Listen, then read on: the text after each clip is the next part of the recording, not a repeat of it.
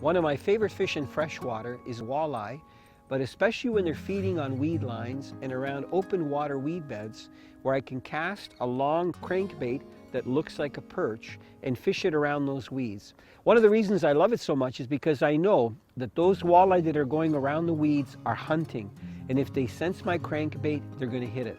I actually use one particular crankbait that's called a tail dancer because it has a very wide side-to-side lazy wobble and really gets fish to hit it.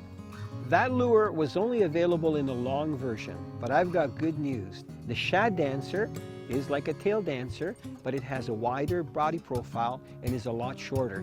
And it's going to be an excellent lure to use later on in the day when the fish are a little bit off the weeds and they don't necessarily want a bigger meal, but they'll fall for a smaller crankbait. One of the key features of this crankbait is that it has an aggressive, sweeping, hard thumping side-to-side action that really draws fish to strike. It dives to about 7 to 10 feet in depth, which is ideal because most of our weeds in fresh water end at about 10-12 feet. It's 2 inches in length and it's ideal for all sizes of game fish. One of the times that it works best is when the larger game fish stop hitting the larger lures, and that's usually midday where you have nice bluebird skies and flat water. That's the time to change to a smaller crankbait that has that nice sweeping action. Fish the same areas and even a little bit deeper.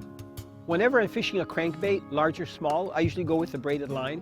I find that I can get my maximum castability with the braided line. And also it allows the lure to run down to its true diving depth. So you get a very good presentation. And because there's no stretch, if you touch a weed, you can tell that it's a weed, not a fish. But if you feel a fish, you get a really good hook set.